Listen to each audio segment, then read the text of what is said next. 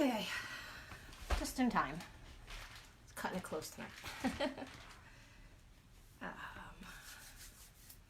I have my brand new laptop. I'm not using it to film tonight, but I am going to have it handy so that I can read better what you guys are saying. And I know a couple of people asked me about projects to do tonight, so I wanted to have my YouTube handy, so because I think that's one of the best ways to learn, especially in the beginning, or look for projects. Sorry, I'm trying to think of my password because everything's already logged in, so on everything else. So let me know about the mic, Sarah. It should be fine, but because I haven't taken it apart, but always want to make sure. So, let me know if it's not. So.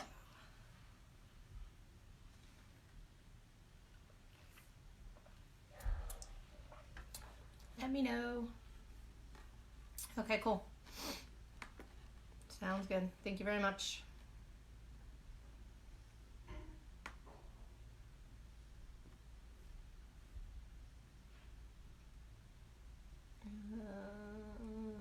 I'll leave that for now. So, sound is low for you? That's strange. Maybe. Is it better if I move closer? It might be that I'm actually far away.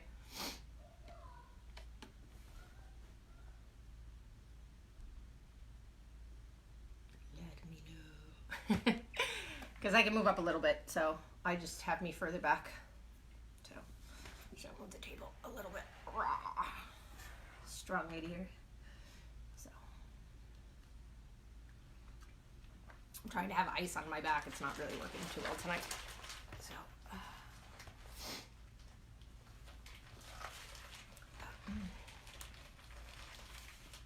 Yeah, okay, good. So then I'll make sure that I'm closer to the mic. Cool beans. Let me pop in over here so that I can read better than staring at the phone. It's kind of like a catch-22. It's like I need my glasses, but then the glasses reflect off the light. So it's like, oh, that's flippin' annoying. So,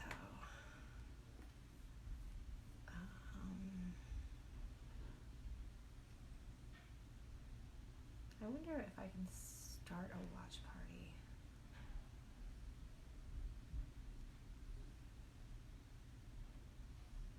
I'll just leave it the way it is. I'll have to try that next time. I'll have to do a little thing and try it. So, because I know watch parties do certain things, but I still don't know if you could share it off the platform.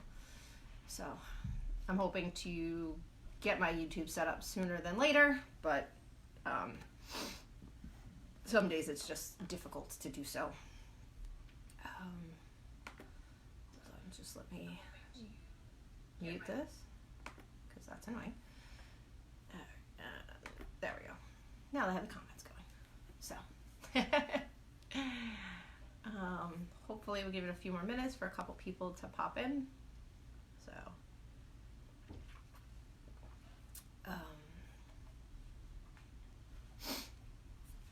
how's your day, Debbie?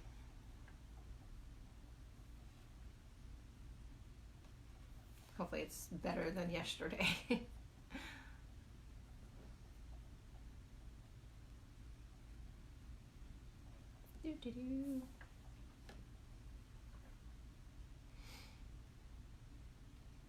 Let me know if the video's slow, because maybe the laptop might be causing an issue.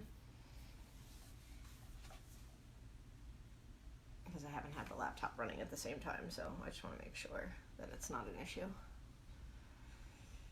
Hi. That's so funny. I put a poll up and I'm like, all right, who wants me to keep doing every week? Oh, hooray, finally. Hi, Nicole. Good, I'm glad the wheelchair got there. Like, I know you had to like get it through a different group because they were dragging their asses across the floor. But at least you have that. So, I mean, it's still going to be frustrating because at some point he's just going to have to accept that he can't move around the way that he did before. And I know that's like, it's soul crushing on everybody's part. My dad was the same way.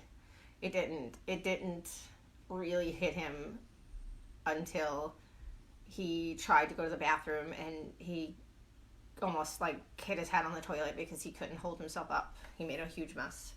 And then the time that he was stuck upstairs, because my mom has like, you know, big stairs to go downstairs, and, you know, she was still trying to get him to sleep in the bed and upstairs and stuff like that. And it became a huge thing, and he literally had to be baby carried by my cousin down the steps. And it was like, this can't be anymore. You know, my mom can't do this shit, so you have to stay downstairs and you have to do these things, you know. Because we had gotten a walker and all that stuff, and by the time we even got it, it was useless because there was no him getting out of the bed anymore. So, but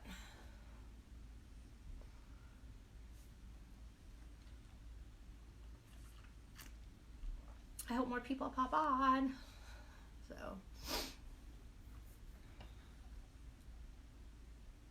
oh yeah. So, I mean, not that I don't mind a party of one, but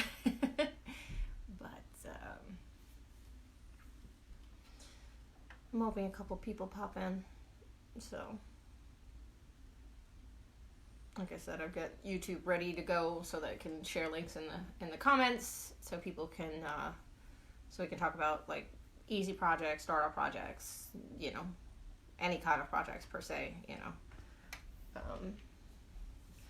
So I figured we could also talk about you know, that the joke about Googling, you know. There's a lot of things that people ask that they could just Google. So, I mean, I don't mind answering questions and things like that, but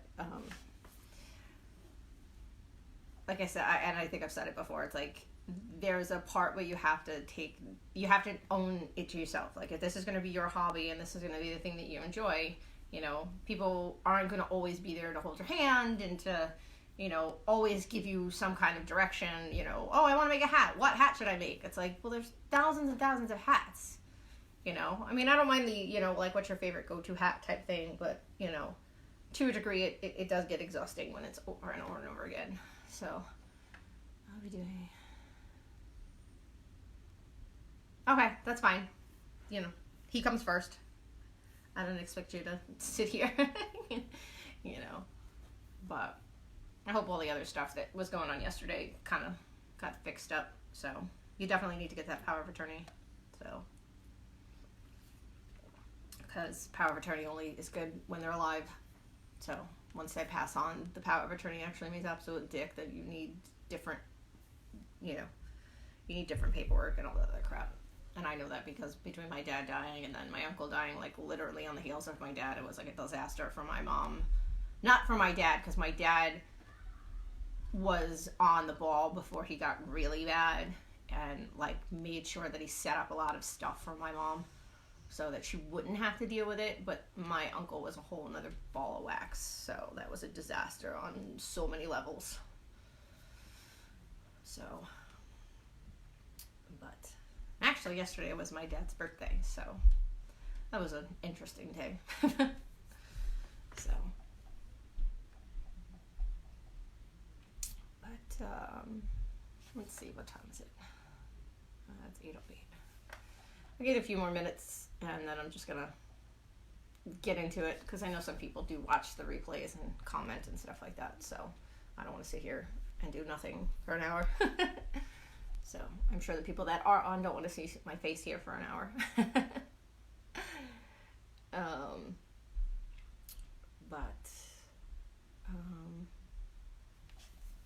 I don't remember who asked me, but somebody did ask me to talk about the incident on the plane with the seat and the drama over that. So, hi Cindy! I forget who asked me.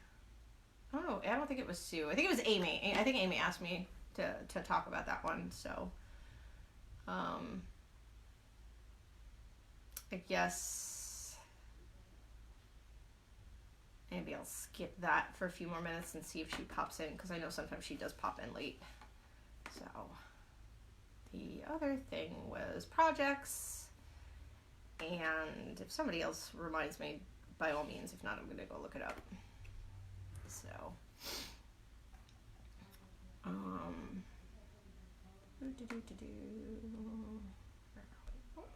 further down, there I am. Oh, the weirdest rabbit holes that I've ever been through. And Sue asked about criticism, and people can't take criticism. So, let's see. I think maybe I'll go the weirdest YouTube rabbit hole for right now. So, hi Christy. So the weirdest YouTube rabbit hole I've ever gone down. I've not really done like a super duper like rabbit hole per se. Because I watch a lot of shows and things like that. Like I watch a lot of YouTube, period. So, that's like actually a lot of my major watching is YouTube. So I actually pay $12.99 a month because I don't like the ads and stuff like that, because I find it really annoying. So, I watch things like, Nightmind and, Rainbot and, Scare Theater and, I know I'm missing a really, Nexpo. Nexpo is one of my favorites. There's quite a few other people that are in that like horror internet drama, but Nexpo definitely has a series that he does. He's got like 9 different videos now. It's like weird things on the internet, and he kind of does like the rabbit hole for you. Like he'll dig into a rabbit hole. So the like internet videos are like little snippets where you could go down the rabbit hole yourself, and then he'll do longer videos on like ARGs and just weird shit on the internet and things like that. So I don't necessarily have to do the rabbit hole myself. I can watch somebody else who's done all the homework on the rabbit hole and just kind of watch along. So I've watched a couple of like the pimple popper doctor videos. You know, I can't keep watching them. They like, and I'm not one of those people that's like skeeved out like pimples and stuff like that. I'm actually like a picker, but like sometimes it's really gross because it goes beyond like pimple popping. Like when they get into like really deep cysts, and it's like, no, done, out.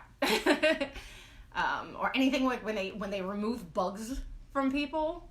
Oh my god, like I don't like bugs as it is. Like I'll be a big bitch about that. Like it's so funny because my husband will make fun of me. He's like, "What did you do before I was around?" I was like, "Well, before you were around, I had no choice. I had to do it myself. But now that you are here, it is your job as the man, as the husband, and whatever." Like, you know, I was like, there is no feminism here. Fuck you. Go kill the bug.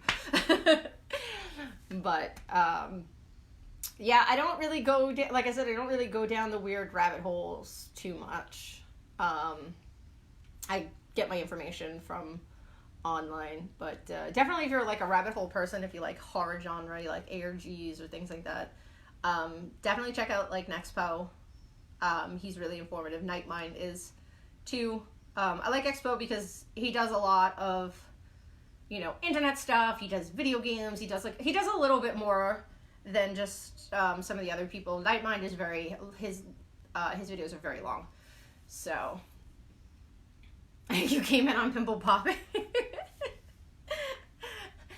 It's almost like coming in on like dick pics or something. It's like, what? So Amy had asked me to talk about the weirdest rabbit holes I had gone down on the internet, but like I said, I really, really haven't gone down too many.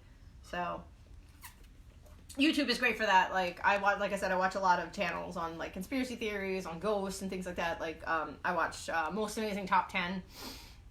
Although I'm not liking a lot of the newer hosts. They actually irritate me. But so I don't have to do the rabbit holes, so they do it for me. So I mean, if there's more information to be had, yeah, maybe I'll do it. I spend most of my time on the internet even doing all the rabbit holes. There's actually a YouTuber, and I can't remember. I just subscribed to his channel recently, but he has videos where it's called Down the Rabbit Hole. Like, it's like these things where it's like, all right, it goes totally weird. Actually, I was watching, I don't know if anybody knows anything about this, Dr. Zong. I think it's Zong. He's an Asian doctor. I think he was in California. He was like a Suboxone like doctor. He was like writing prescriptions like crazy. But like suddenly he has this YouTube channel where he has these women on there and they're talking about like cardiac arrest and how to clean a wound, but they're like junkies, like bruised up, like, you know, some people swear they're on drugs, like kind of people. Like, so like that's like the newest like internet weird going on right now from what I can tell from the people popping up and talking about it. I just watched a video by Fright Night. That's another one. He just talked about it, you know. And nobody really knows what's going on because the doctor himself is like, you know, everybody wants to think that he's shady and he's weird. You know, he has some like weird, I guess, weird ideologies about the climate change is killing people and it's making everybody sick but it supposedly it gets really weird. Like I said, I didn't do my own homework, so I can't say too much. But, like, they did show snippets of the videos and things like that. And I don't know, again, you know, who knows? Maybe these are recovering people and he's just trying to, like, get them into, like, a job. Or, I don't know. Like, you know, it's still kind of up in the air. So, I don't really know. But it is really it's just really weird. Because the channels are really weird. And then, like, the doctor himself, he stopped practicing because somebody broke into his house and they robbed him. And he shot the guy. And they're filming him, the actual, like, reporters for the local news station are, like, filming him and having an interview, and he's wearing the bloody clothes from the guy that, you know, because they beat him, and it was, like, nuts. Like, that's the rabbit holes, unfortunately, that I go down. Like, it's like, this is nuts. Like, you know, you think you're, like, watching a movie sometimes, and you're like, oh, shit, this is real. That's why sometimes I prefer to, like, watch bullshit than watch real stuff, because it's, like, you know, nobody brings, you know, drama or political views or, you know, any kind of, like, you know, feminism, any of that crap. Like, as long as they turn it into, like, vampires and werewolves, nobody gives a shit anymore. If it was, like, a real show, then we can be like, well, they're really not, you know what I'm saying? But once you add the supernatural element, everyone's like, oh, well, it's fake, it's supernatural, it's, you know, it's witches, it's this, it's that. So, like they get a pass to get to do shit and whatever, nobody wants to bitch about it. So I prefer to say that. Yeah, I mean, I'll put a link up. I'll pull out the video for Fright Night's actual, like, dive into it and his delve into it. But it is absolutely, like, nuts. I'm just like, what the flying fuck? Let me see. Let me find him. So yeah, so that's probably the weirdest rabbit hole kind of thing that I've ever dealt with. Like I said, I watch a lot of these YouTubers who do the homework for me. But yeah, like I said, if you're into horror and you're into, like, ARGs and you're definitely into, like, just some weird shit that pops up on the internet, like, some of these guys are, like, the best way to get your information. So, because like I said, they do a lot of the homework for you, so it's not like, oh, you just popped up and see one article or whatever. Yeah, so it's the YouTube mystery of Dr. Zong. Is he forcing these patients to, like, make these videos for him? So, like I said, it is batshit crazy, but I'm going to post the link in the description here for people to see it, but it's nuts. So there's that. So then the next question was, I'm hoping Kia pops on before I, like, get into, because I know she likes to pop in and she likes the, you know, like me talking about more knitting stuff, so I'm trying to hold off till a couple of people hopefully pop in here. No, I don't know where the thing went. No, you ran away. There it is. Okay. All right, so I'm going to talk about this other thing, this, the lady with the seed on the plane. So, because I guess that's been popping up everywhere. Okay, so I had kind of, like, ignored, like, watching things about it because, like, everybody nowadays wants to cry, wants to pull out their phone and videotape everybody, and it's like, you don't always get, like, the whole story, and people just want to jump on, like, this social warrior. It's like, oh my god, this person is such a horrible person, and, like, nobody gets all the information. So I was like, so when Amy asked me to like, seriously, like, so I had to watch like some stuff on it, and the more I watched it, the more I'm actually not siding with the lady in the chair, which I'm sure people are like, what? Like, it's like her right to recline and la la la la la. Now here's the thing. Before anybody can say anything, to be honest, you need to answer the first question. Have you been a frequent flyer ever in your life?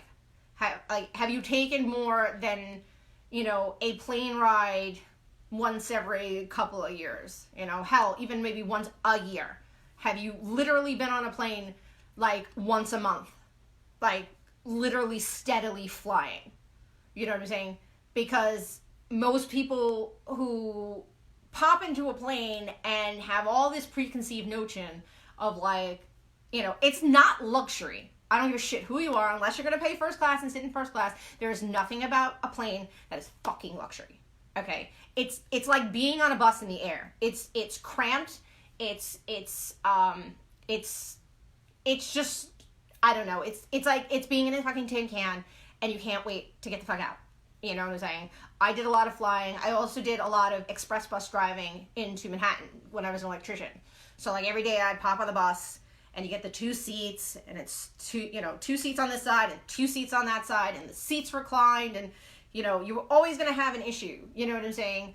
If you had somebody that popped on the express bus that didn't know etiquette, didn't understand the people that drive in this bus every fucking day, that, you know, everybody kind of knows an etiquette. Like, it's like, all right, hey, you know, if you're going to put your seat back and things like that. But the buses, believe it or not, there's actually more room on a fucking bus to sit and recline your seat than it is on a goddamn plane. You know what I'm saying? Like, literally, I have been in planes where, like, your knees are freaking up against the seat. And I'm 5'4", so I can imagine a man that's 6 foot. Like, that can't be fucking comfortable. You know what I'm saying? You were slammed in there. I was talking to my husband today because he was around when I was looking at the videos. And, you know, I was explaining to him that one time I was on a plane with a very obese man. I don't want to hear about fat shaming. I'm not trying to fat shame anybody. So if that's where you want to go with this, take a fucking walk right now. He was a morbidly obese man, and I mean up into almost 500 pounds. He was spilling over into my seat. Like, literally, I was sitting against the aisle, leaning out, okay, that the stewardess came over and told me I needed to sit in my seat, and I told her I can't because this man was in my goddamn seat. You know, and I wasn't trying to be mean. It's just like, okay, I didn't even want to fight about it. I didn't want to argue about it. It was just, I'm going to sit over here, you know. And most people don't understand that the flight attendant's job is to diffuse a situation as easy as possible. And a lot of times, you may think that, oh, well, they're talking to this person all nice and sweet and whatever, because they're the ones that they're afraid that they're going to have the problem. They're the ones that they're afraid if they don't placate them in some way that they're going to make a scene, and the last thing you need on a plane is a scene. So, and I say that because I know the lady got pissed because the stewardess gave her the thing that says, you know, we're going to, you know, if you keep this shit up, we're going to kind of remove you from the plane, or we're going to blackball you. And she found that really very wrong of the plane to do.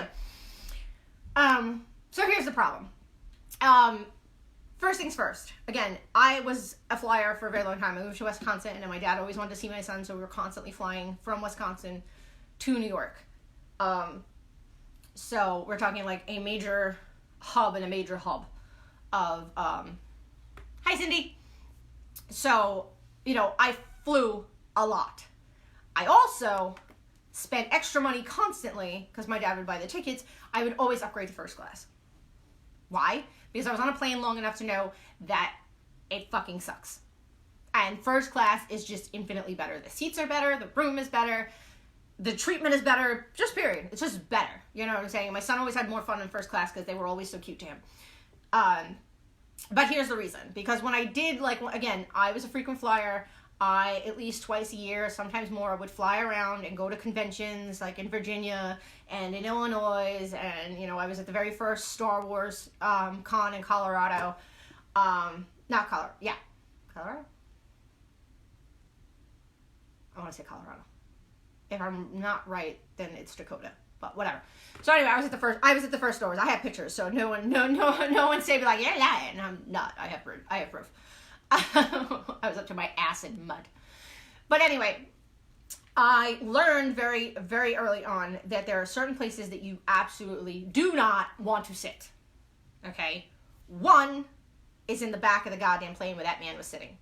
You have absolutely nowhere to go. You have no way to go anywhere. You are stuck. You know what I'm saying? Your seat does not recline because your seat is up against the damn wall. No plane has changed that as far as I know. The second place you don't want to sit is anywhere near the exit door, because your seat will not recline into the exit door and the seat behind it does not recline because you have to be the person that has to be there, God forbid something happens in the plane. So neither one of those rows fucking recline. You don't want to sit there either. It's very uncomfortable, and I get it in a plane to sit up fucking straight and not be able to recline. I have back problems. I'm sitting here with ice on my back. I get it. So, and I was listening to this woman and she was complaining, well, I have back problems and stuff like that. And again, I see you, but you made no attempt to say that when you got on the plane, like, all right, hey, I've got an issue here, blah, blah, blah, blah, blah. You made no issue to contact the stewardess. He did. Okay? Because you had to be told to write your thing so that he can eat his dinner. Because, by the way, if you're on a plane and you fucking recline, you can't use the tray. So he wanted to eat his dinner, so she sat up, waited for him to finish eating his dinner, and then reclined all the way back. And she was reclined all the way back. Those seats do have a little bit of give here. So again, if you can't sit with your ass straight up in the air, okay, I get that. You want to lean back a little bit? Okay, fine. You know, or you could say to her, be like, listen, you know, can you find someone that maybe isn't reclining and see if they'll switch seats with me because I really need to recline, you know, but I don't want to be in this, I don't want to invade this gentleman's space or whatever. Was he a little bit of a dick? Yes. Yes. I'm not, listen, people were both wrong on all sides. You know, but like for him to say that he was punching her chair to the point where she was flying out of the chair, she didn't record that part unless I missed it, unless people edited that part out. But I did see him like, you know, just to be annoying. It's kind of like with somebody who has a kid on the plane that's like kicking the back of your chair. It's like they really don't like, they're just being little assholes, you know, and then him tapping and stuff like that. And at no point did she ask the stewardess to fucking make him stop and eradicate the situation, because then she would have absolutely turned around to her and made her move or moved him or did something to stop her from complaining, because that's the person that they placate. Because then she got mad that she went to the gentleman and she said, okay, you know, I really understand, you know, it is very tight back here, you know. And like I said, she made every bones to be a prick, to record being a prick, and he was just being a baby about it. Like, asked to move my seat. Was the complaint completely full? Because I didn't hear that one either. Like, was it a completely full, 100% full plane? I don't know. Because if it wasn't, somebody could have fucking moved. You know what I'm saying? So, yes, do you have the right to recline? Yes, you paid for the seat. I understand that. He's in a shit spot. You know, but there has to be courtesy to everybody. You know, you would have turned around and be like, hey, listen, you know, it really hurts my back. Can I move it back just a little bit? You know, like, where can we be comfortable? You know, or maybe let's see if I can move my seat, because again, I understand it's invading your space. The plane does not comfort everybody. You know what I'm saying? It's not a place for comfort. And to think that you're on a plane in regular class, to think you can recline your ass all the way back and not have a problem. And the reason that most people don't have a problem is because if you recline, I can recline, and it's a fucking, everybody can do it until you get to that guy. And then he's fucked because he's sitting in that seat. You know? So, my biggest issue is that everybody thinks that they are fucking entitled. And that's what bugs me. There's no even remote trying to placate. There's no remote trying to compromise. There's no like even remotely trying. You know what I'm saying? And again, if that was the case, notice how you didn't film any of that. Like from the minute you thought that, you know, he's being a dick, you're gonna film and blah blah blah blah blah. You know what I'm saying? Did she film her talking to the stewardess? And again, if there's a video, I will back my ass up.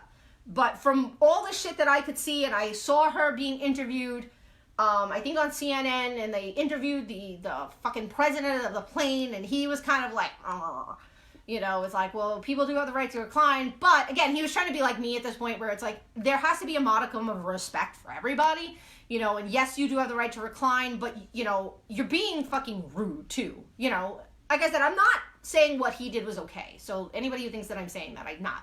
You know what I'm saying? He was being a bitch baby, you know, by tapping on her thing, because like, all you're going to get is for her to keep fucking doing it. You know what I'm saying? And she is recording you, and in this day and age of justice warriors and viral videos and whatever, all you're doing is making a jackass of yourself. You know what I'm saying? You were absolutely going to come off as the villain even if you weren't, because all of the other parts now become hearsay because they weren't recorded. So, you know, it's just so stupid. You know what I'm saying? It's, you know, I could say, you know, like my husband's like always like, oh, you know, people are so quick to pull out their phones and things like that. And like, you know, people could be like dying in the street and they'll pull out their phones. And it's like, I think it was in the 1920s. There was a woman that was stabbed outside of a nightclub. And there were like 40 or 50 people standing around, and they literally all stood there and watched her get stabbed. Guy runs off, guy comes back, and made sure he killed her in front of all these people, and nobody called the fucking cops. There were no cell phones then, so what was the excuse? You know what I'm saying? Was there easier access to a phone? No, but somebody could have run off and fucking grabbed a cop on a corner, run into the bar and say, hey, you know, this girl's getting stabbed out there. Somebody could have attacked the guy. Like, it's something wrong with people in general sometimes. You know, there's actually a term for it where literally everybody stands around thinking that somebody else is going to do something. And what happens is nobody does anything. You know, like me and my dad were driving on the Bell Parkway going onto the Verrazano Bridge. And as you get closer, there's like this big cement on-ramp from high up from the road, and it comes down, and it's like almost at the bridge, and I don't know exactly what happened, but a car flew by, hit the cement, and the car burst into flames. And my dad was like, oh my God. And I'm like, where's your phone? He's like, why? I'm like, that fucking car is on fire. He's like, yeah, but what are you gonna do about it? Call 911. He's like, well, I'm sure other people are calling 911. I don't care. I'm calling 911. You know what I'm saying? Like, I just passed a burning fucking car. You know, I was like, I'm going to call 911. But other people were more like my dad, where it's like, well, we're past it. Somebody's going to see it, you know, whatever. I'm sure they're already on it. And yeah, I did call 911, and they were like, people were calling it at the same time, so they were trying to make sure that they get all the information. And I was younger, so it's like I didn't have, like I'm asking my dad, they're like, you know, do you have a mile marker? And I'm like, it's before the Verrazano Bridge, because like, I didn't know where shit was, so I'm like trying to get him to help me. But same concept. It's like, you know, people think other people are going to do something, and now it's just easier to, with social media, is to really be hands off, because we can on a fucking keyboard, and we can be social warriors, and, you know, people can say shit, half the shit that they would not say to anybody's face because they know they get teeth knocked in. You know, and everybody wants to jump all over everybody for every fucking misstep. And it's just like, I can't even be bothered. Like, a video popped up in my feed about Jeffree Star's new ad campaign about him having cultural appropriation, because his new ad, he was wearing like purple like dreads and stuff, and I'm just like, I get it. I get why people can be upset about it and things like that, but, you know, in one case we're arguing that like there are places where black women cannot have their hair naturally. They can't, you know, wear their religious reason or whatever the case may be, and they're still fighting that uphill battle, you know, and instead of trying to, like, take this guy down, you know, I'm all for educating and I'm all for whatever, but then put the bitch on a platform and say, hey, this should be okay for them, this should be, like, it shouldn't be an issue. Like, we can't have a world where everybody wants to be okay with every fucking thing, but then at the same time fight about everything. You know, you want to be accepted, but that's ours and only ours and nobody else's. Don't touch it. Listen, the entire world has, I'm sure except for maybe a couple of places, has been raped and pillaged 16 times over. So, I mean, there are lots of things that, like, people think are theirs. Like, Italian people think that they're, like, some things are theirs and things like that. And there's just so much infighting on their own accords. You know what I'm saying? if we want people to accept everything, then we got to stop fighting and dying on every hill. And I learned that the hard way. You know, I was a kid, I was a liberal, I was a champion for everything, you know, hug the trees, love the life, you know, love for everybody, blah, blah, blah, blah, blah. And there were a lot of things that I didn't realize, there were a lot of things I didn't know, there was a lot of misconceptions, and the internet is the fucking pits for that kind of crap. So, you know, nobody does their own homework, nobody does their own digging, you know, it's like we have to argue about people not Googling for patterns for looming. And then, like, to really be honest, like, people won't fucking Google an article they see. They won't even open the article. I'm spitting. That's how much I'm annoyed by this. They won't even, like, open. It's like, oh, I see a headline and, you know, Trump is a complete douchebag today. Okay. I fucking hate Trump. Send. Do you even read what's going on? Did you read that article? Do you even agree what's going on in that article? Because a lot of things are clickbaity. And then you actually read the article, and it's not either about that or it's a twist on something. So, like, you're creating propaganda. You're becoming part of the machine, but then want to stand there and argue with people that you're an advocate for freedom and things like that. It's like, well, you're propagating all this nonsense without actually doing your own damn homework. You're just repeating the rhetoric that is being passed around rather than dig deep and search out your shit. You know what I'm saying? You know, it's like, did I vote for Trump? Yes. So if y'all hate me, whatever. I don't care that you voted the other way. You know, I don't agree with every president. I don't agree with everything that went on. Like during the impeachment trials, everyone's like, oh, you know, this, that, and the other. I'm like, they did the same thing to Clinton. The only thing is that Clinton made the mistake of perjuring himself, which is why Trump is not stupid enough to perjure himself. You know, Clinton could have not gotten on the stand. He could have not lied. And that was the biggest problem. Like, again, people were like, it didn't matter that he had sex in the Oval Office. It didn't matter that he abused his power. It didn't matter that. The fact of the matter is that he got on the stand and lied about it. Done deal. They got him for perjury. You know, it's the same way like the Teflon Don. It's like, we know he killed people. We know he's the head of the fucking mob, but we can't fucking touch him. Oh, let's get him on tax evasion. That's the fucking thing you get him on. And that's a lot of things that you get him on. Let's get them on the stupid shit. Because we can nail them to the wall and stupid shit and keep going. Because then once they're in prison, we rock the empire. We fuck up the system, you know.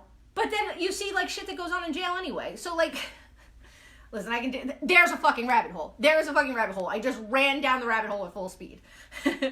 But, you know, I just wish people would be informed. And what I think is happening is that the world is evolving. This is one thing that my mom taught me. My mom taught me people don't change, okay? The world doesn't change. Change is like, literally, I take off my shirt, I change. It's basically a now kind of action, okay? The world and people evolve, and evolution takes a really long time. So people are not going to change overnight. You're not going to change people's minds overnight. There is a slow progression of evolution. You know, things that were okay now were not okay 10 years ago. They were not okay 20 years ago. Fuck, they were not okay. You know what I'm saying? Like, we have progressed a long way. You know what I'm saying? Like, the internet has only been around for, what, 15 years? It's not actually a really long time. You know what I'm saying? And the internet used to be this weird cesspool of an area. It was like new territory. Like, if you go in the Wayback Machine and Google like some old fucking website with its all crazy animations and pop-up flashes and everything's like all crazy with glitter and crap. Hell, who remembers fucking MySpace? You know what I'm saying? Back that bitch up. You know, the internet has become very sanitized now compared to the way it was. It was like the Wild West. You know, and, you know, people didn't believe everything that was on the internet because it was a different animal. And while the internet can be a great tool now, where we can have this interaction right now, you know, we can have these groups, we can have this camaraderie, we can have this free flowing of information, at least in this country.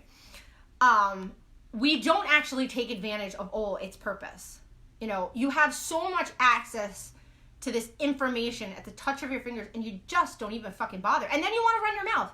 You want to be ignorant, be fucking ignorant, and stay in your fucking corner, turn around, look at the goddamn corner, you have a timeout. But don't be sitting here fighting on the internet when you didn't even bother, you know? So, and like I said, and I know this is like people see it's way out there, but I'm going to rein it back into the group for a second. It's the same thing with like looking for stuff for loom knitting. I am not saying that you can't ask questions. I'm not saying that I will not help. All the other admins are there for helping. We're there. That's not what I'm trying to say. I don't want to try to make people feel alienated and not ask questions and things like that. I want you to ask questions.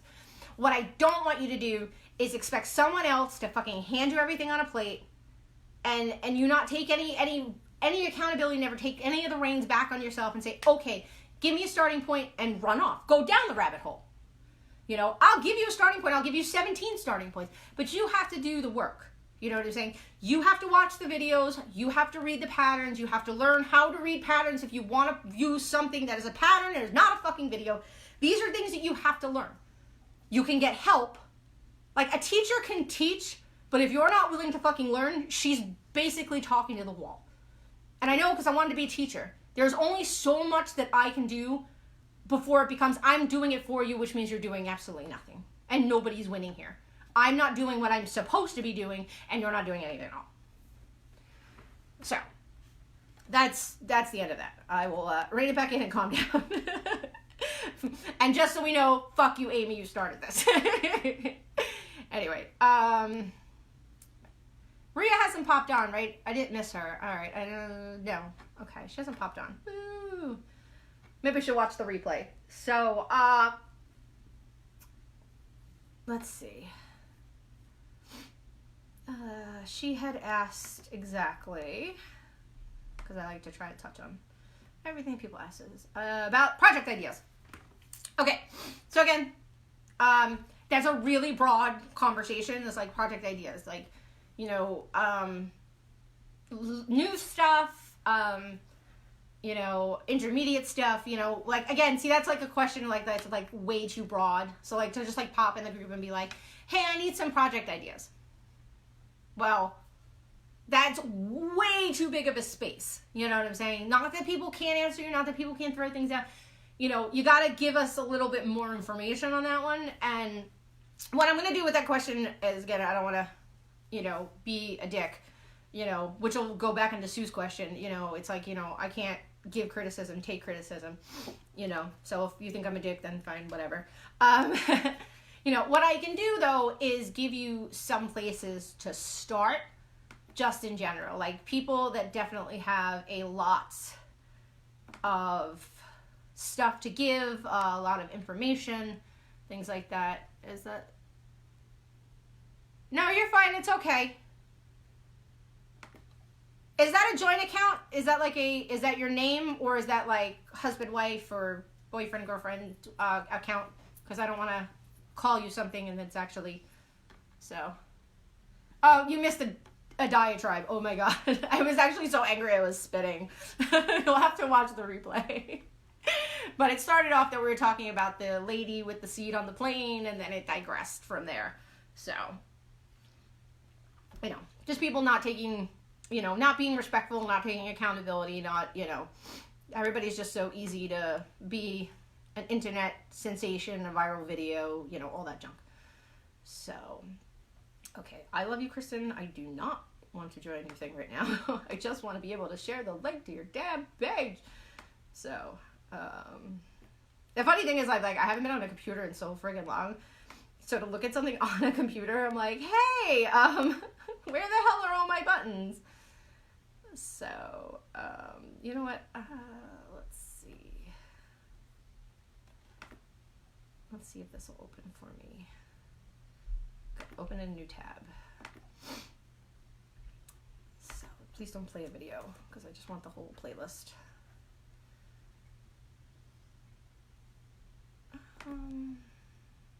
Don't worry. So I am right now on Good Knit Kisses. She actually, while she does a lot of bloom knitting, and honestly, thanks to her for a lot of more mainstream looming stuff that has happened. So because she was around in the very beginning before her group, before she got like really big, her group and our group were going at the same time. Like we were the two like main groups. So someone had the same name. So Facebook gave this to me and I kept it. Okay. It's my last name, first name, and middle name. Okay. So, yeah, so she has a lot of information on her, like, and I'm giving her because she's not just a pattern lady. She's not just this. She has techniques. She has a lot of information, definitely, for the community. You know what I'm saying? She just restarted doing, in her recent uploads, going back to, like, basics, you know, so, you know, E-wrap, the difference between E-wrap, flat wrap, U-stitch, and actual true knit stitch, you know. So she went back and she started redoing a lot of these videos that I know she had done some of them in the past, some of the basics, but the community has changed, looms have changed, gauges have changed, so I think she went back to give like a more broader understanding and like to have different looms in her videos to for people to see them so that other people feel like, oh, I don't have that loom. Yeah, don't worry about it. Like, you can do it on other looms. So she's got a plethora of information. Who else? So, and don't think I'm slighting anybody, because I actually do have a lot of people on here that I go to for a lot of different reasons. Hypnotic Hysteria, she was doing the sock videos, in case anybody didn't know. So I'm just going to share her page off the top of my head right here. So she, like I said, I'm just sharing her main page. JKK, just put the beginner stuff, so, because that's like a whole playlist. But she's got a lot of stuff. Like I said, she did the most recent thing on socks. She did the live for everybody.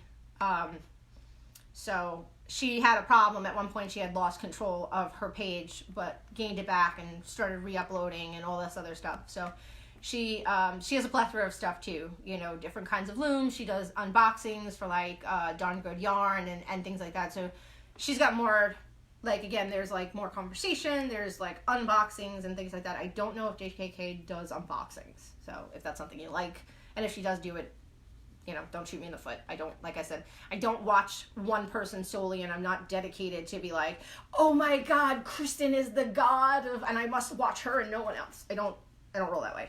So I will respect people and give them their credits, and that's cool. So she has a lot of information, but again, Hypnotic Hysteria, she has a lot of stuff.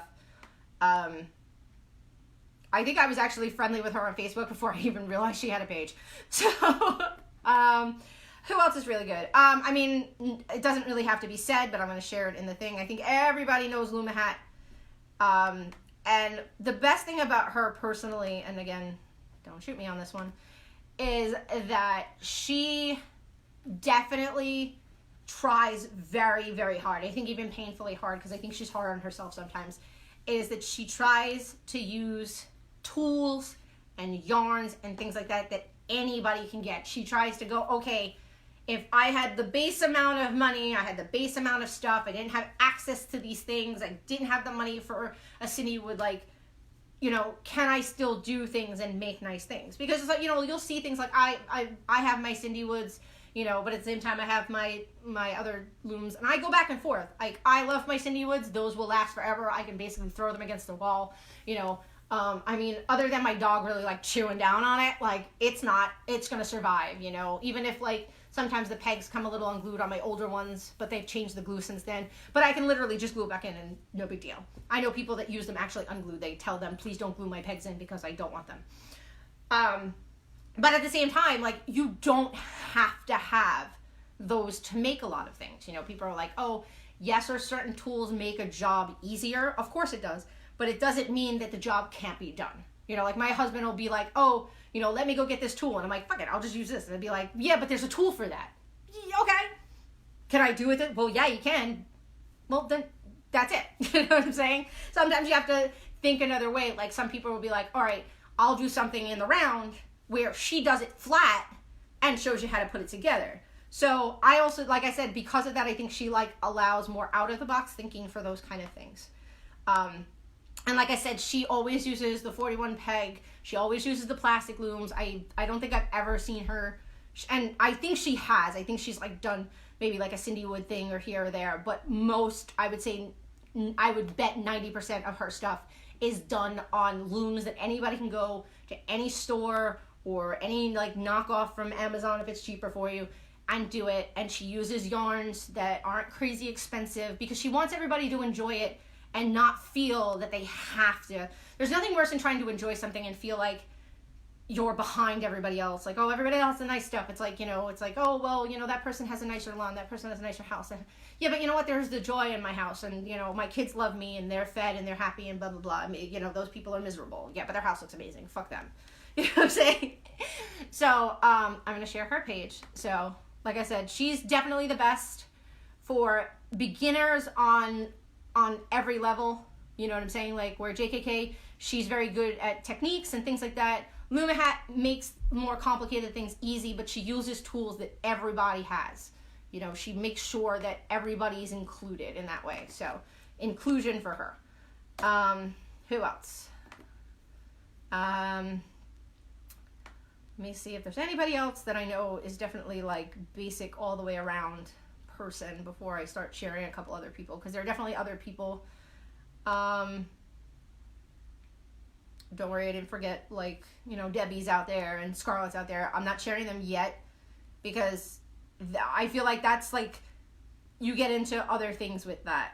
So I'm going to share probably Debbie next, because Debbie's like beginner, but she gives you that next level feel. Some of her stuff, again, like LumaHat does very basic stuff, like her little arrowheads and the garter stitch with rectangles.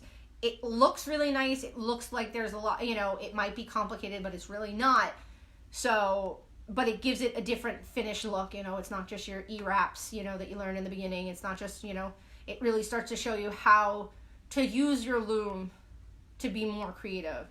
So I'm going to share Debbie's page, unless Debbie's on. So if you beat me to it, Debbie, by all means, share your page. If not, I'm going to find it right now. So I love Debbie. I've been doing a lot of Debbie stitches. If anybody noticed that I said that I was going to try, do not hold me to it. I'm going to try to tackle that wingspan thing. It's not going to be the same, but I'm trying to get something in the same vein where it'll look almost like a feather and you'll be able to hold it out in your arms and it'll have the neck piece. So, but I'm actually using Debbie stuff as a stepping stone for that. So most of the credit will technically be hers, because I'm trying to use her. At the moment, I'm working with her owl eye stitch because it has texture and it looks, if anybody's seen the owl eye stitch, I know I have stuff with it. Let me pull this up. I'm working on a triangle shawl in her stitch, so it'll look a little different because the yarn here is thicker and the gauge is different, but see how much like texture it has and stuff like that. And this is super easy stitch. It's literally wrapping 2 pegs and continuously making sure there's 2 wraps on every peg.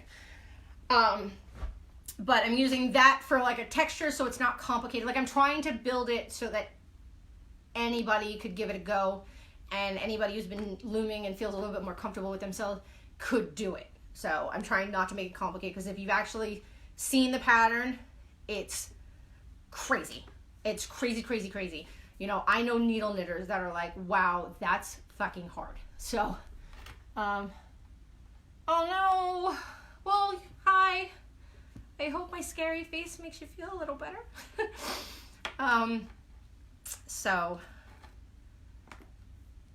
Yes, I was getting to her. Thank you. I knew I was missing somebody. So don't worry, Christy, I'm on you too. I'm getting there. I'm trying to share everybody that I like watch, but I'm trying to do it in like this mental order from like easier to progressing to a bit more. So that's Debbie. Where's Christy? I'm going to share yours, Christy. Oh wait, you took yourself off. Can you share the link to your group? I forgot you took yourself off on YouTube. That's why it didn't come, because I'm like literally looking through my shit. So, Christy do have a YouTube channel. She, after the crash and the worry about COPPA, she has her own group. She puts all her videos on Facebook, so she has all right to share her stuff in the group anytime she wants. She's got great stuff. This hat right here, see, look, I was thinking about you. I actually put this hat here for you. This is, I think this is the Barely Lace stitch. I could be wrong. I did this hat a while ago. So, but I made this for my daughter. It gives like this like honeycomb. Let me see. See the honeycomb? Like the stitches pop up to make this like honeycomb. And then the reverse side is actually really pretty too. I mean, I like the honeycombs much better, but the reverse side has this nice pattern that it makes too. So like if you're making something flat, like you can definitely have it reversible. Like if you want to make a nice shawl or something, you can actually give it more life by having it reversible. So, but yeah, Chrissy Davis, when she shares her stuff, definitely go join her group. She also has a spinning group. She's trying to teach people if you want to learn how to hand spin your own stuff. You know, she's got a wealth of information also. So she's tackling different things from all, you know, she's definitely a fiber creator compared to like a designer or a loomer or whatever. Not saying these other people aren't. I'm not trying to, I hate doing that. Like I'm always trying to like not make people pissed off, which is kind of not my personality, but you know, I mean, I really like all of these people, so I don't want anybody to be like, oh, like Nikki totally slighted you, and it's like, no, I didn't, you're just a dick. Believe it or not, the KB Looms page has some really good stuff. I'm not going to share them. They're just, you can go to their site, and they also have a YouTube. So in case anybody didn't know that, they do have a YouTube. They do some of their patterns on YouTube. So I haven't really watched any of their videos, so I don't know if there's a designer doing it. I know Isla, she's the Purling Sprite. She's on, she hasn't done videos in a while, but the Purling Sprite on YouTube. She's the one that does a lot of the patterns for KB. So if you ever see Isla Phillips, she did the looming book. I actually have it, I just don't know where it is. She's done a lot of stuff too from the very beginning. She was actually the creator of DA Looms, in case anybody knows or has ever seen those. I have one of her looms somewhere too. She's got a lot of stuff. She's doing a lot of other awesome stuff with her life. I know she went back to school, and she's just an awesome person. Like, I've actually talked to her. She's like, if I had a question, she's, you know, definitely been there and stuff like that. But she definitely still does stuff with KB and stuff like that, and a lot of the patterns on their websites are hers. So I just don't know if she's doing the videos on their page, so I can't answer that question. Hey, Samantha! I think I have her too. I think I've only like watched one. Again, like I do have a lot of people on here. Like if I went through my thing, like I have Lucy Loom. I have Llama Mama Kayla. Mama Kayla is really cool. She's got a lot of stuff, and I give that woman beyond props. If nobody knows who she is, it's Llama Mama Kayla. That's her YouTube channel. She had something happen. I don't know exactly what, so I'm not going to suspect, but she lost some of her fingers. So she looms with a disability, which is amazing. So, it's great to see the creations that she makes. She uses Addies, but she uses regular hand looms and things like that. So she makes these really cute big dolls with the Addie and stuff like that. She's actually the reason that I wanted like my automatic thing. She just made these cute little, Frankenstein dolls and stuff like that for her, I think she was doing like a state fair or something, but she does a lot of cute stuff, and I give her more props because of her disability, and she does not let that hinder her in any way, shape, or form. She still makes amazing things, and you know, nothing keeps her down. So, and she told me the cool trick about Walmart, like if you order online with Walmart. So watch her videos. I'm not telling you, not giving away her secrets. Knitting by I don't know if it's not Mystique, but it's Mique, M-I-Q-U-E. I know English isn't her first language. She pops, I don't think she's in our group, but I know she's definitely in a lot of other groups. She does a lot of stuff. She tries to bring more complicated aspects of knitting and things like that, but she definitely has a lot of stuff. She actually just did a full body sweater in pieces that she sewed together. Like each piece was a different panel and things like that. So, Raynoids. Okay. I have Lucy Loom. You know, some people I pop in, you know, and I'll watch a video or two, and I'll keep it in the queue. You know, some pages are they're not very active, but they still have a wealth of information on them. Let's see. I don't want to slight Scarlett at all, so let me just pop up her page. Scarlett's got great stuff. So she does a lot of work with Cindy Wood Looms.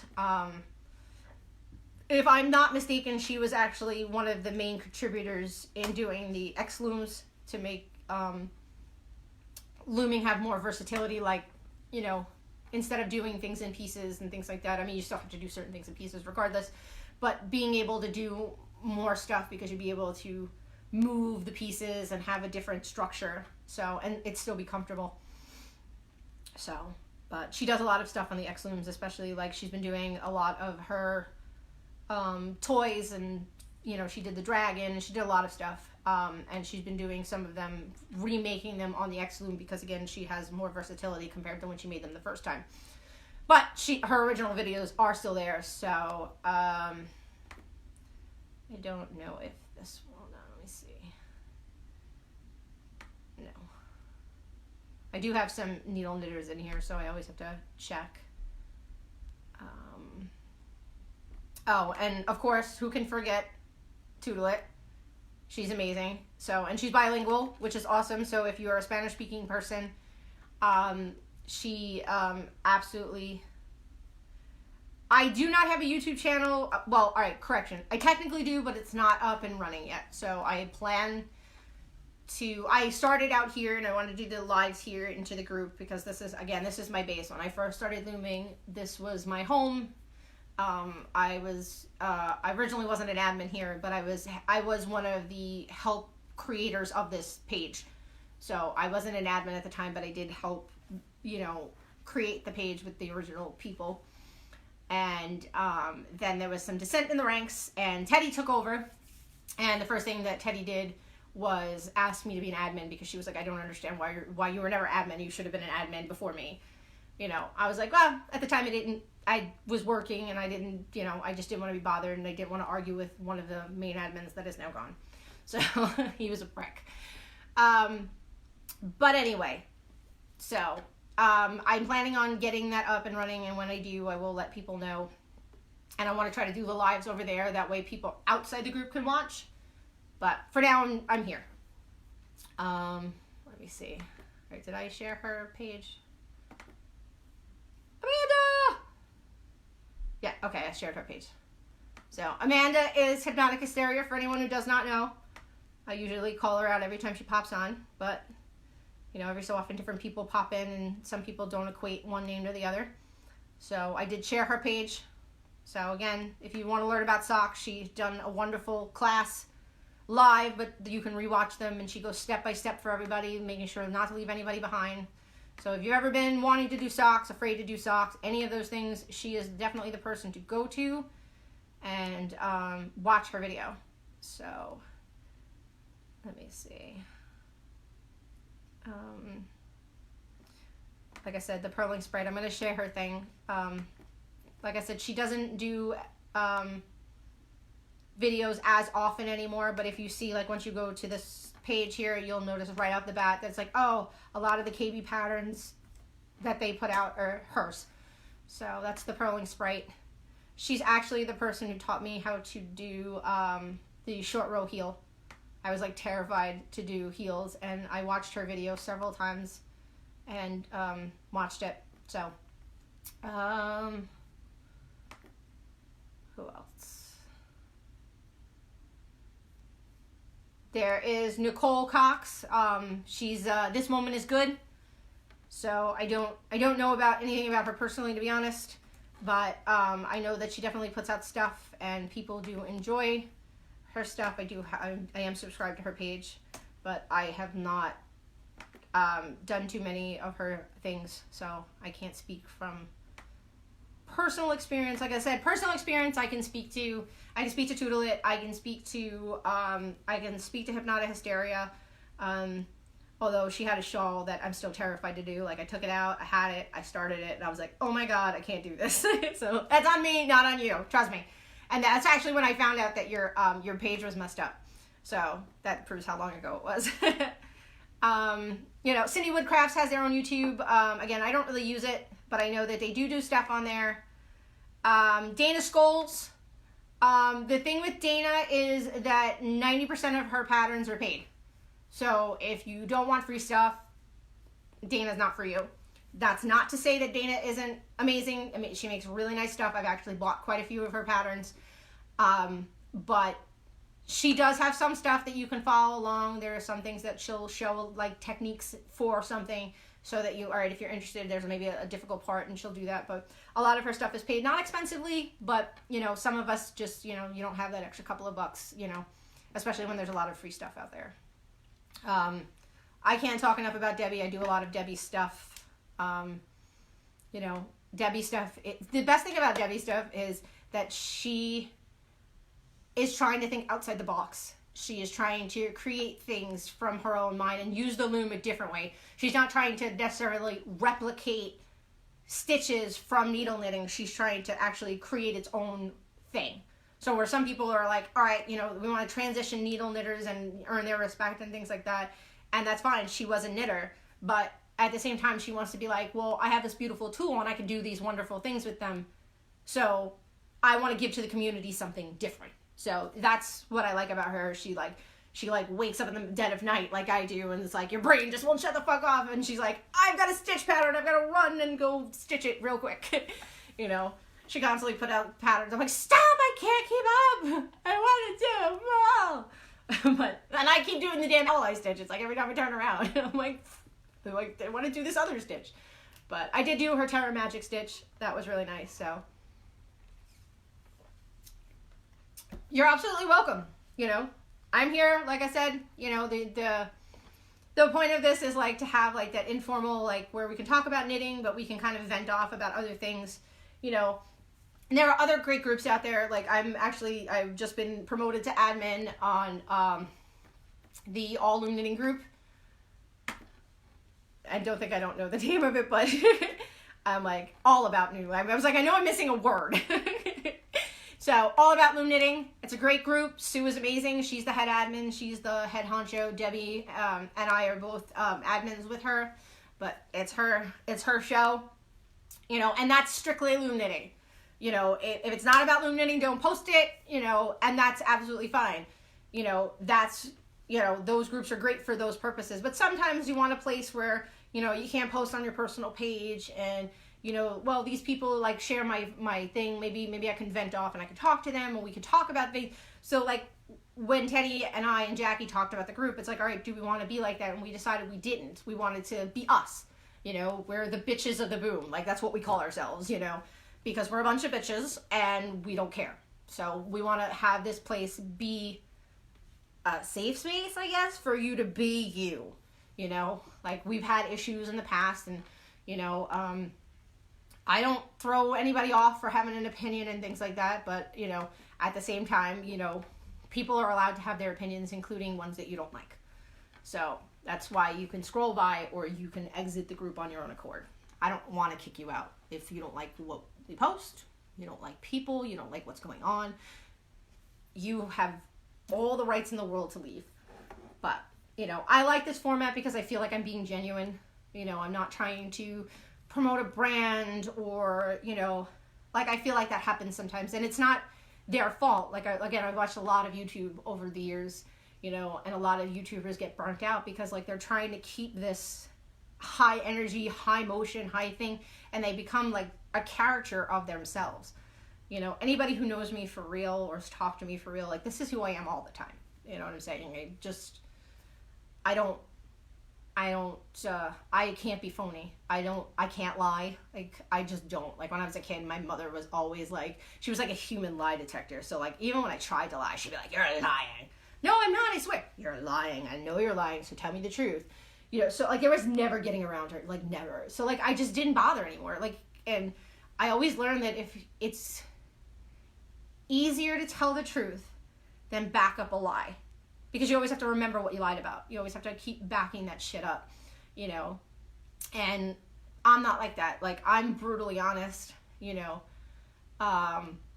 Like, my sister she used to yell at me all the time. Like, she, like, would ask me, she's like, oh, how does this shirt look? And I'm like, it's fucking hideous, get it off. And she's like, could you just be nice about it? I'm like, no, it's hideous, get it off. She's like, you could just say, it just doesn't look nice. No, it's fucking hideous, get it off. Like, I'm brutally honest.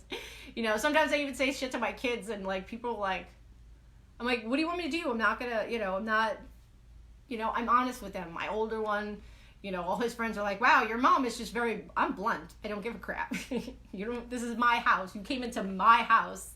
You don't like it, you leave. I'm not leaving my own house. So, So that's why I enjoy letting people, like, pick topics that aren't loom knitting or whatever, so that we can all, have that time. you know, and if you don't like what I have to say, you can shut the video off. You know, if you're watching on the replay, you could skip until I shut the fuck up and go into something that you want to hear me about. But I'm always here to talk about anybody. Like, if somebody pops in the chat and you want me to talk about something, and I'll talk about it. If I got time, I'll talk about it. So, you know, but at the same time, like, I'm always ready to teach you or give you information. You know, like I said, I'm not necessarily a designer. I don't feel like I'm that. I do have 2 patterns that I did design, and they are totally, like, easy as F. When I first started, that was when Joanne was still around. I miss Joanne, so if she ever pops on a live or sees any of these, I fucking miss you. But, like, you know, she would kind of, like, help me and stuff like that and things like that. She was great. Fuck. I don't know if she still has a YouTube page. If anybody looks, Joanne Woodwine, I think is her last name. She's in this group. I know she did videos on YouTube, but I don't know if she still has a channel. Like I said, quite a few people, like Christy, pulled their channels because of the COPPA laws, and they just didn't want to get involved in that nonsense. Again,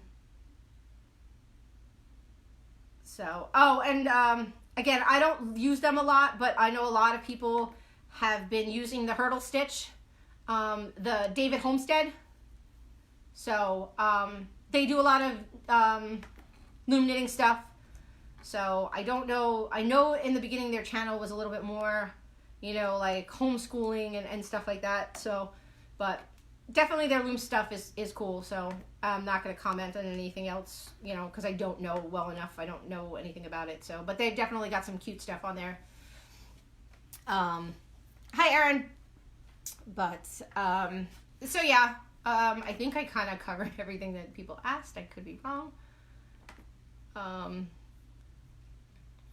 But yeah, so I'm glad that, you know, people are enjoying. I'm glad that I'm, you know, entertaining people, and then at the same time helping people, you know, with the things that they love and the looming and stuff.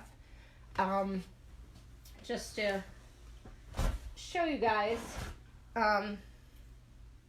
again, like, it's completely a work in progress, and it's not done by any stretch of the imagination, but I did start trying to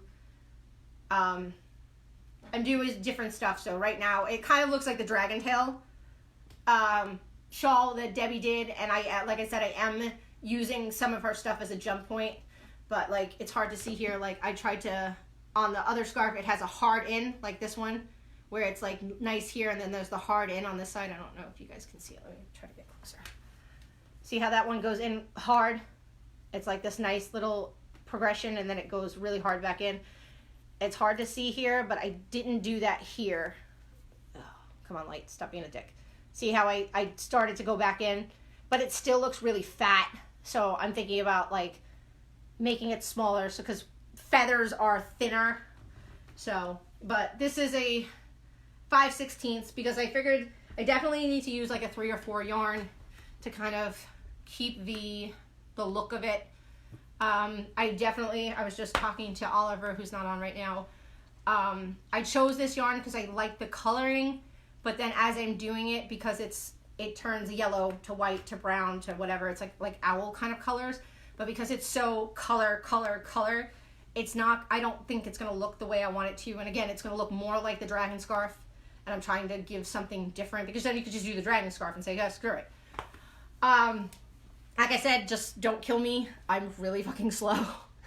And this is not my wheelhouse, so I'm trying. Because I know everybody is busy, you know, creating other things and doing other things. And there's so much more amazing stuff out there. And it is a fucking difficult,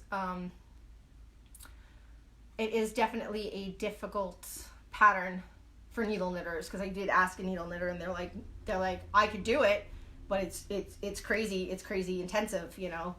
So I'm trying to figure that out. So I'm trying to think of, like, if I should put some kind of pearls inside to, like, differentiate the single thing. So, like, I'm trying to, my brain is all over the place. Like I said, this is not my wheelhouse, so you'll have to forgive me if it takes me a while. But hopefully I get it done, and then people will enjoy it, and at least it'll be something similar. Like I said, it's not going to look exactly like it, but I definitely, like I said, I was talking to Oliver, and I'm convinced you need a variegated yarn to give it that, look, because if you're going to have those harsh colors, it's not going to look right, because, you know, birds don't necessarily, they're, you know, unless they're a solid color and there's a little bit here, you know, a variegated yarn will come off better. And the pattern, which is what they use to sell the yarn for it, is more of a variegated yarn. So, so we'll see.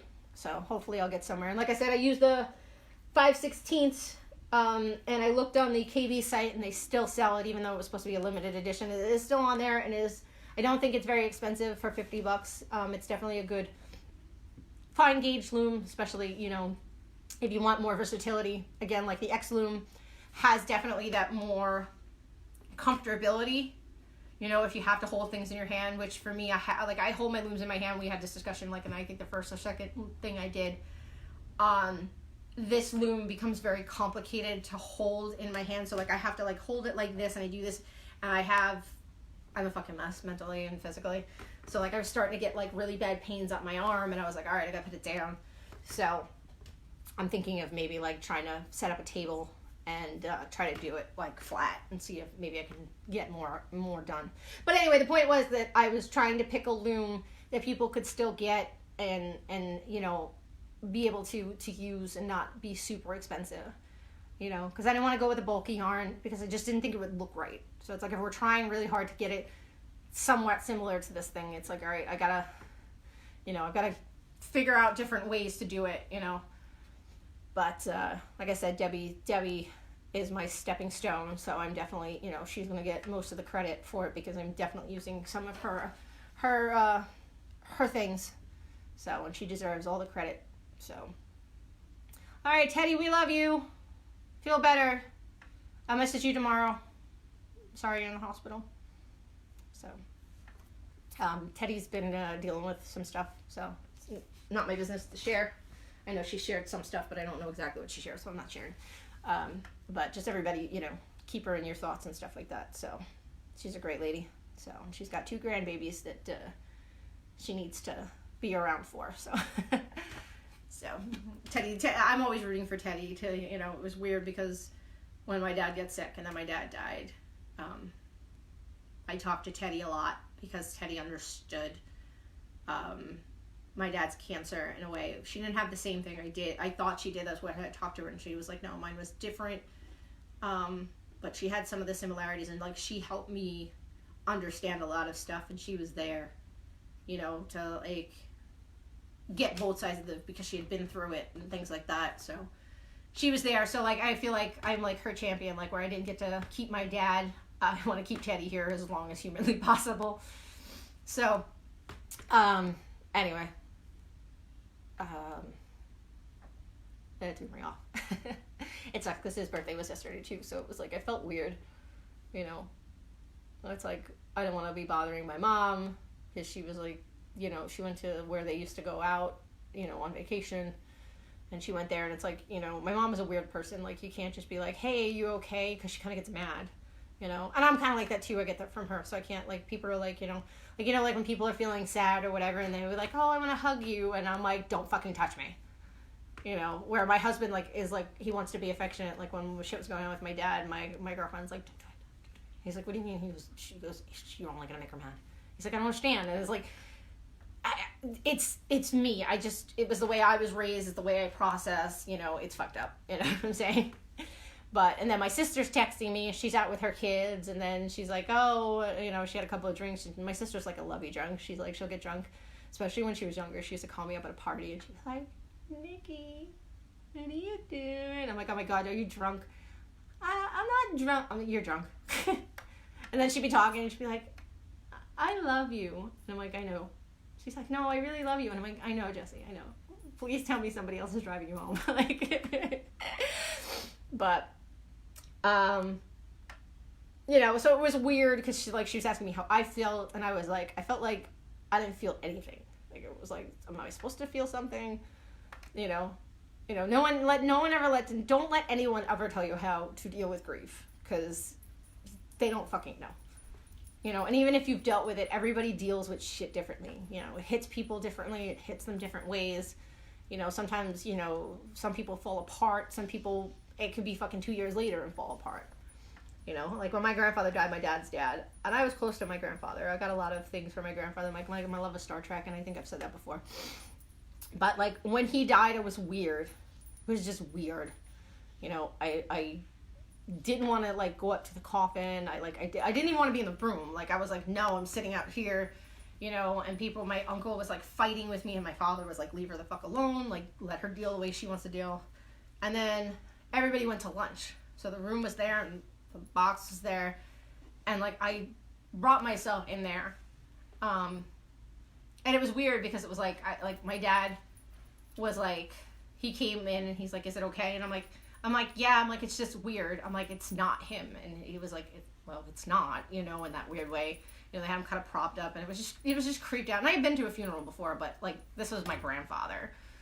So, and then it was really funny because the one thing that I will always give respect to my grandmother, because she could be a real pain in the ass when she was alive too. I was there and I was talking to my dad, and it was just like creeped out. And we're just like talking about it, like trying to like process.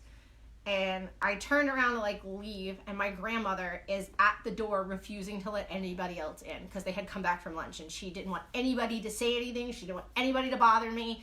She was just like, and like she was like, are you okay? And I'm like, yeah. And I told her that like I was like, I don't feel like it's him, and she's like, it's not, you know, and whatever. And that was like, all right, that was fine. And then like when my Aunt Lynn died, my cousin, because again I sat outside because I don't like the idea of a body in a room. Like, my dad was cremated, so they had, like, a big thing about that. Like, and I don't want that either. I don't want somebody to, like, I don't want a dead body in the room. That's just my personal belief. Everybody's different. You know, and I was raised Catholic, so they don't believe in certain things. So, but I still don't care. I don't feel that way. So, yes, good night. Go put your children to bed. I'm actually going to get off soon, but I just started this diatribe. So, you never know who needs to hear something. So, but anyway, I'll just finish this little bit. But... you know, and how I dealt with my grandfather, and, like, it was really weird, and then, like, a year later or something like that, I was out fishing, and, like, my grandfather taught me how to fish, and I, like, just lost it, and it was just, like, random out of the fucking clear blue sky, and he'd been gone for a while, and I just wasn't, it was just, like, it just hit me out of nowhere, you know what I'm saying, and then it was fine, you know, and then, even, like, you know, my grandmother passed away, and I wouldn't go in the room. I didn't want to see her body. They had an open coffin. And then, like I said, my Aunt Lynn died. She had cancer. She had passed away. And, you know, my cousin had come out to me, and she's like, look, I'm not going to make you come in there. I just want to let you know that the casket is closed. She was cremated, too, but they did, like, a body thing, and then they cremated her. And I was like, Allison, you know I love you. She's like, nope, I'm just letting you know that if you want to come inside because everybody's inside, I made sure that they closed my mother's coffin. So, but you still don't have to come in, you know, and that's just how I dealt with it, you know, and then like I said, when my dad died, it was weird, you know, there were quite a few times where it's like, should I cry? Am I supposed to cry? Am I supposed to be upset? So, it was tough, you know, and it still is, but I'm like, you know, my best friend, her grandmother died, and her grandmother's been dead 10 years, and it took her a really long time to, like, not cry every holiday or whatever, you know, that was really rough for her, you know. So, you know, you can't tell people how to grieve and how long to grieve and things like that. That's everybody's personal thing, you know. And you may never stop grieving to a degree. You lost somebody, and nobody's going to replace them. They're never going to come, you know, strolling back through the door, and you never know when it'll hit you. Like, I remember one of the times it hit me with my dad was, like, I would always call him up about stupid, funny shit, or... especially electrical work, because my dad was an electrician for years, and while I was an electrician, I wasn't my dad. My dad was an electrician for 35 freaking years. So I had something happen in my new house, and I picked up the phone to call him, and then realized, I can't, he's gone. And that hit me like a brick, you know what I'm saying? So, forever, whoever's, like, needs to hear this, and I don't know why, like, I always feel like sometimes things pop up because somebody out there needs to hear it. You know, don't let people tell you, you know, how to do that and how to handle it, because there's no true way to handle it, you know what I'm saying? Everybody's different, everybody feels different, everybody feels, you know, how to feel things differently. So, you know, and even if you've gone through it, like, my biggest thing for the longest time was I didn't go through it, so I was always the person that everybody would come to about everything. It's like, yeah, my love life's a mess, my this is a mess, you know, and I would always be there to hear people, but when people died, I was bad at it, but I was honest about it. I was like, look, I don't know how you feel, I can't even try to empathize with you because I don't have a frame of reference even. You know, I can be here, I can sit here, I can listen to you, I was like, but I've got nothing to give back, you know, which was hard because like I was always good for advice and things like that. It's like I don't know what to do. So, but Selah. All right, I don't want to leave on such a depressing note because that was fucking depressing all the way down. And that's the second week in a row. Like, stop it. Somebody be like, bitch, shut the fuck up, you're being depressing. Talk about something fun. But, so what can I talk about fun real quick before I get off? Oh, here's something fun. I had a cute little knitting bag with llamas on it. It's kind of small, but it's like good for like a sock project or something tiny. But it was really cute. Some lady was selling them online. But yeah, really cute. I actually have another one, but I think it's from a different person. If anybody's looking for bags, I will tell you right now, they are not cheap, but they are absolutely beautiful and well made. So like this one right here, I actually have a bunch of them by this lady. Her name is Annette Bourne. I will find her page, but her business is on this one. Hold on, she has a tag on this one. It's called Born Fuzzy Boutique. So if you put that in a Facebook search, she has a business page. Her name is Annette Bourne. She's very nice. This is another. As you see, I love llamas. She made this one special for me. It's one of her big totes, but I had asked her to put a zipper, so it doesn't sit very well on the top per se. Not that, you know, she didn't do anything wrong or stuff like that. It's just when it zips up, like these little corners pop out. They're not seamed to like go in. Like if you ever see a bag where there's like a seam here so that like these fold in when you do the zipper. But she put the zipper on for me. She was like, look, it's not. I was like, I want the zipper. Don't worry. I don't mind. So she did do that. She's got lots of stuff. If you don't see something, maybe like say you love some kind of character or something like that, definitely message her. She seems to be really nice. She seems to be very accommodating. But like I said, her bags are not cheap. That llama bag, I think I didn't pay $60. And if my husband's watching this, sorry. I think I paid like $55 for that bag. So, but that was like including the shipping. So, I got this bag. This is one of her little small totes with the quilting. So again, it's a llama. There's llamas on here, different like little llama patches and stuff like that. Again, her bags have inside pockets. They all have inside pockets, but most of her bags don't close. But if you want like a little button close or stuff like that, just ask her. You know, I'm sure that she's willing to work with you. I can't say that she's not going to charge you extra because if it was me, I think it was fair. And then I got a bunch of these little project bags. I got 3 of them. So, I love Maleficent. So I saw these, cause she does shows and stuff like that. So sometimes she'll put stuff in her clearance section or she'll put stuff on Facebook because, you know, she's clearing out what she had to make new stuff, you know, and, I got 3 of these bags. I don't want to say the wrong price and then people get mad. I think I paid $30, but I got 3 bags. So this is the bigger bag. And then I've got, again, it's the same exact pattern, but these 2 other bags. So this is a little bit smaller and the little tiny guy. So, and each one has actually a different color zipper, which I thought was a really cute touch. So, and then these are, again, really cute touch. He has these little yarn charms on them. So little project bags to, the big bag is definitely good for socks, but the smaller bags are more for like tools and stuff. So I'm not using these right now because I have a million other friggin' things going on. But like this bag right here, because I'm working on so much, like I said, I've got big projects and stuff like that. This bag here has all of my tools in it. So it's like I've got my tape, I've got my wrist guards, I've got my scissors, I've got loom bands to mark the looms. I've got a razor to like, you know, when stuff gets really fuzzy. I've got little finger tension guards, like you put these on. I got these from Wish. So like if you're like your hands hurt and they cramp and stuff like that, these kind of go on. Same as like a compression glove, which I have those too. And then what else I got in here? I've got so much junk, it's not even funny. My row counter that I made, I sell them. So not trying to advertise per se, but I do sell them. I actually made some really new ones. Oh my god. let me show you these because I think they're absolutely freaking adorable. Oh yeah, I've got like I said, I've got markers in here. I've got an extra looming tool in case I need it. And like I said, my markers are black and silver and red. So I've got like really cheap picks because they're good for sometimes pulling stuff. I got my little crochet hook. I've got everything. I'm like a crazy person. So I'm like that person, like if we all went out like to meet it somewhere and it's like, oh my God, I forgot my hook. Don't worry, I've got one. You know, I've got it like going. Where did I put them? Oh, here. So I made these today.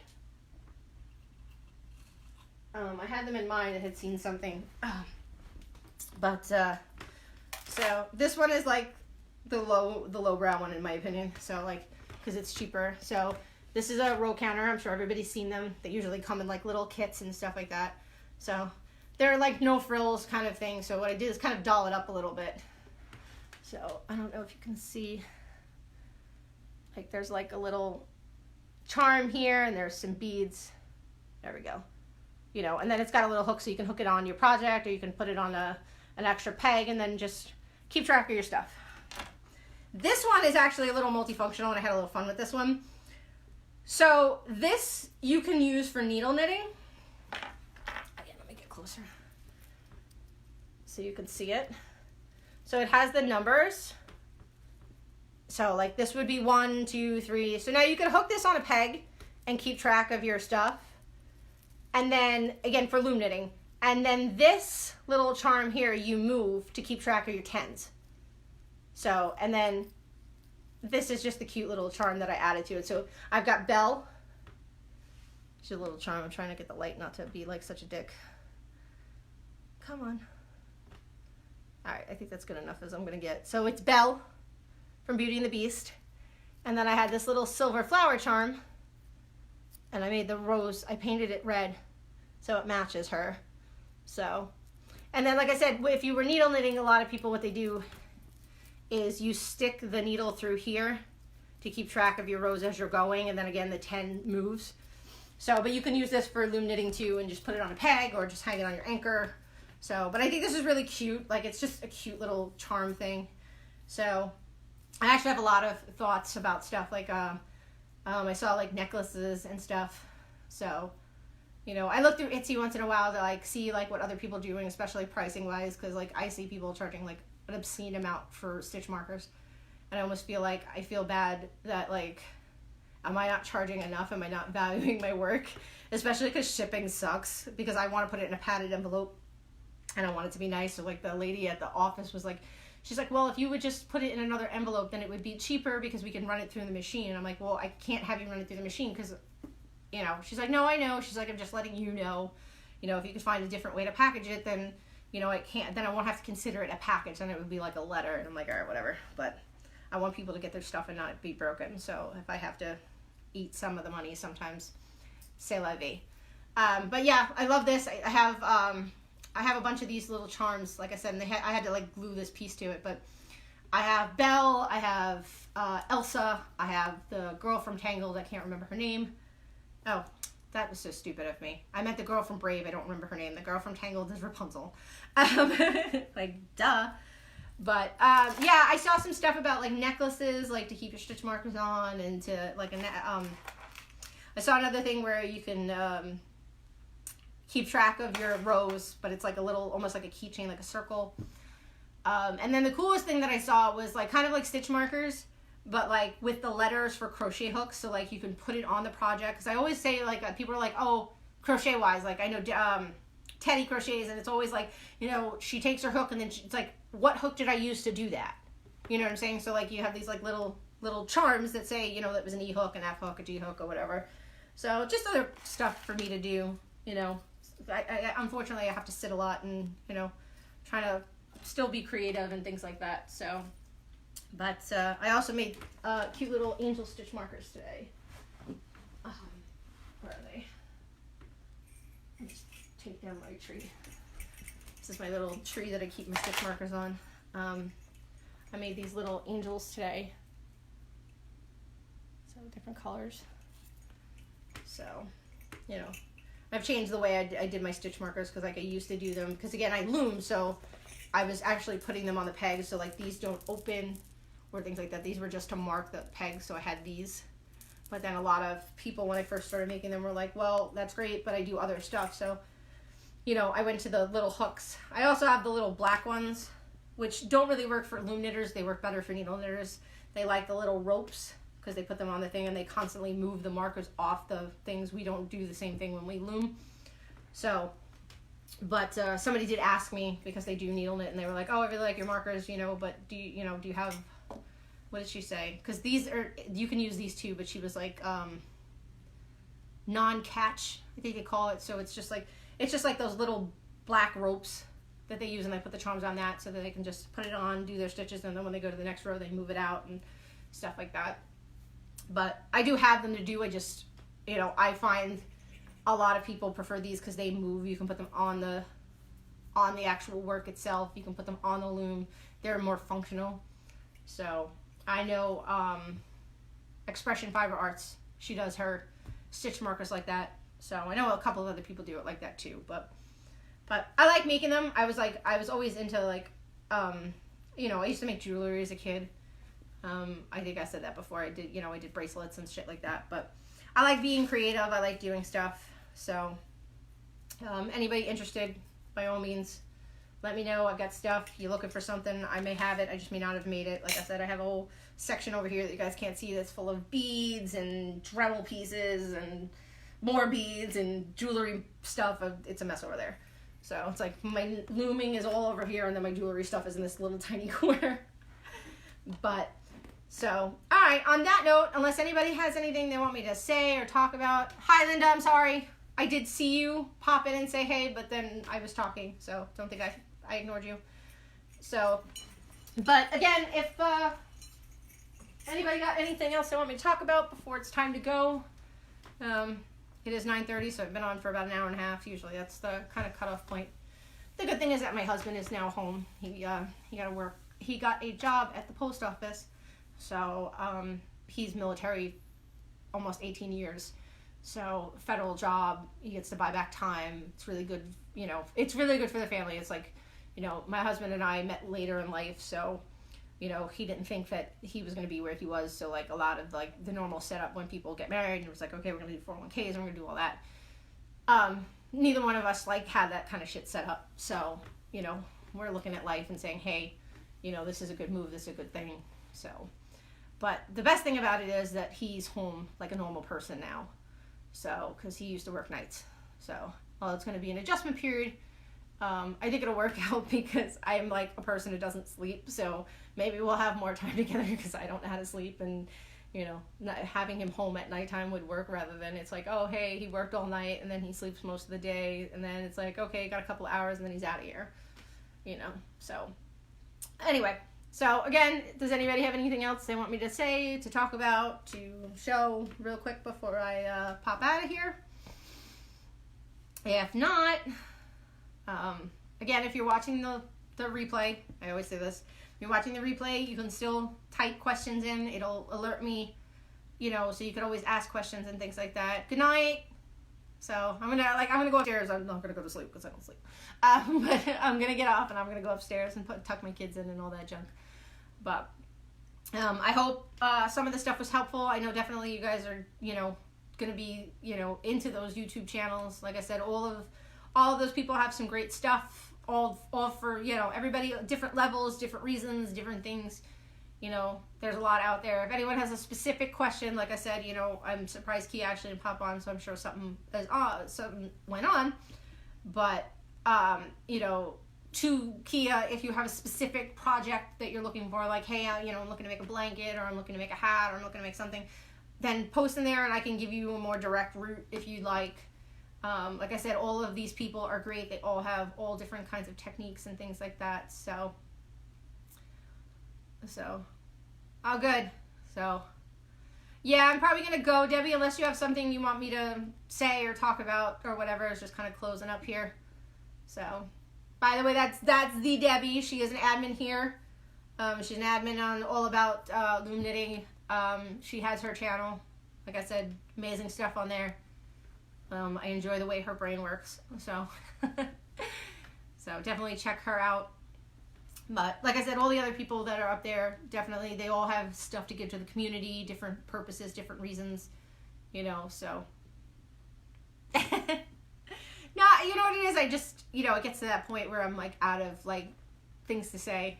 So I feel like I'm rambling now just to like give people some time to respond to me if they want to. So, because I know sometimes the chat is slower than what I'm doing, so. But all right, on that note, like I said, if you're watching the replay, you have any questions, please put them in the chat. I get the notifications. I can answer you. Anybody else, you know, you want to answer, if any of those links don't work, let me know. I mean, they seem to be coming up now. Thank you, whoever posted Joanna's page. I see it did pop up. So, Debbie, thank you. Thank you for posting her page, because I don't know why I couldn't find it at the time. But she's got great. She was actually one of the first people that I connected with when we started looming, because again, she's probably one of the first people to be on the boom. So, and she was designing a lot at the time, so she's got a lot of nice stuff and things like that. Again, she has a lot of paid patterns, but it's worth it. You know, she's a mom, she has kids. You know, definitely pay for her patterns. She's got a lot of pretty hats. So there's a Saturn Lena, I think is the name of the hat. It is really pretty. But yeah, definitely go check her out. Like I said, she hasn't been doing anything new recently, but she definitely has a wealth of stuff there. You know, she did a lot of stuff with Cindy Wood. But like I said, everybody there has something to give, different reasons, different levels, you know, things like that. So if you see somebody and it's a little more complicated than you're ready for it, maybe check a different channel, and then maybe you'll have to come back to them because they have, you know.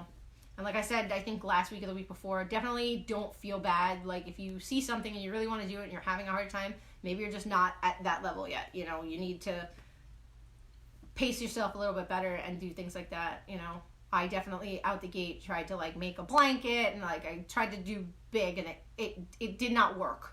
You know, sometimes it kills the vibe because you're frustrated, and that's not what this is for. So, but again, that's all I've got to say for tonight. I hope everybody enjoyed, and definitely check out all these people. Tell them I sent you.